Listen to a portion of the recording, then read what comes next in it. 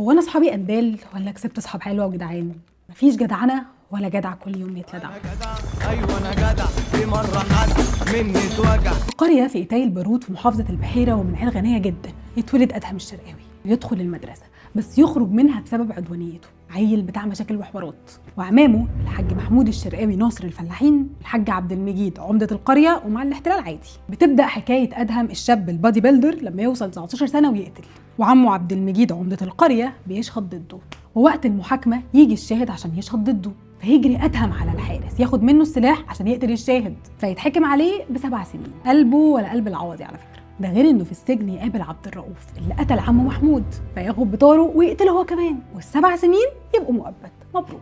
لحد ما تيجي ثوره 19 ومعاها بطولاته الوطنيه، انه يتحدى المأمور الانجليزي ويعمل تمرد في السجن، ويخلع بوابه الزنزانه بايده ويربط الحارس فيها ويهرب هو واصحابه. واول حاجه تيجي في باله اول ما يخرج انه ينتقم من عمه، ويبدا عمليات خراب في القريه اللي عاش فيها طول حياته عشان يحرج عمه العمده ويخليه يتفصل من العموديه، بيردوا له يعني. وهنا بيبقى عندنا روايتين، واحده بتقول ان ادهم ده بطل شعبي خطير وراجل جدع وبينصر الفلاحين وبيوزع الاكل في السر، وحكايته تتغنى في المواويل الشعبيه والناس تتكلم عنه ويتعمل عنه فيلم، بطل شعبي خطير. وروايه تانية بتقول انه مجرم وبيبتز التجار وبياخد فلوس عشان يقتل، ولا في رجوله ولا شهامه وكله علشان الفلوس والمصلحه. بس الاكيد ان البوليس مش هيسيبه في الحالتين، وابتدوا يراقبوه. بس الموضوع ما كانش سهل علشان ادهم بيعرف يتنكر، مره يلبس خواجه ويتكلم انجليزي ولا كانه مولود في حواري انجلترا، ومره يلبس لبس ست ولا اجدعها تنكر لاسماعيل ياسين. بس عرفوا انهم يوصلوا له من صاحبه بدران. بدران كان صاحب ادهم، هو اللي كان بيجيب له الاكل وهو هربان، وعلشان كده لما بنخاف من حاجه مستخبيه بنقول يا خوف يا بدران. وده من موال رشدي لادهم الشرقاوي. يا خوف يا بدران لا يكون ده اخر عشاء. بس بدران لما سمع الموال كان عايش وسافر القاهره مخصوص لرشدي علشان يقول له انا ماليش دعوه بالموضوع وشيل اسمي من الموال، وفعلا شاله وبقت يا خوف يا صاحبي.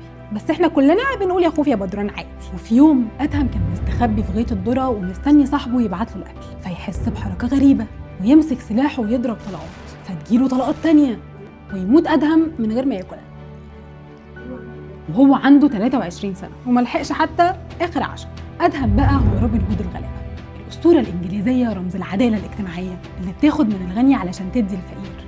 قصته اتقالت في الحكايات الشعبية. الاتنين دول بيمثلوا الجدعنة اللي يتغنى لها ولا دي ستارة بيداروا بيها على مصالحهم؟ يعني إيه جدعنة أصلاً؟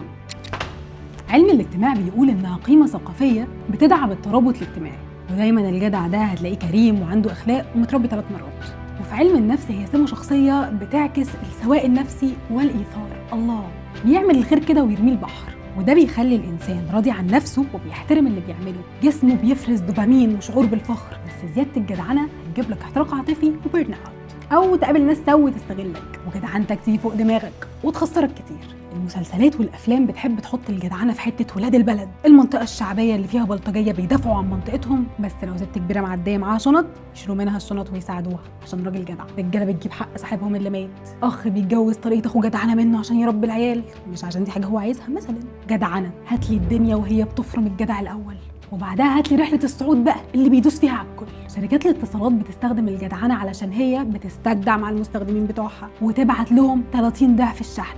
جدعنه يلا بسطه وكفايه كرة فكه فقره. وعلى راي الفنان احمد شيبه، امسك في ايد الجدع للبر بيك هيسوق. والمدفعجيه لما قالوا صاحب جدع تعرف جدع تعيش جدع وانت الكسبان. جدع والجدعنه اشكالها كتير، انك تروح فرح صاحبك جدعنه، تقفي مع صاحبتك في وقت صعب جدعنه، اي حاجه بتعملها بتاخد من وقتك ومجهودك عشان خاطر شخص تاني فدي جدعنه.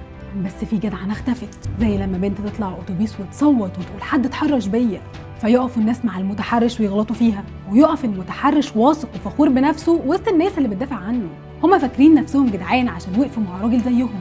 محدش شاف البنت اللي بتصرخ ومحدش قادر يدافع عنها قدام كل اللي بيحصل، ودي جدعنه غلط علشان مش في الحق وبتيجي على المظلوم. قبل ما تعملوا نفسكم جدعان فكروا، وانا بعمل حاجه كويسه ولا واقف مع الطرف الغلط؟ مش لازم كلكم تبقوا جدعان، على الاقل خلي في شويه انسانيه عارفينها، علشان دايما الحدوته ليها حكايتين.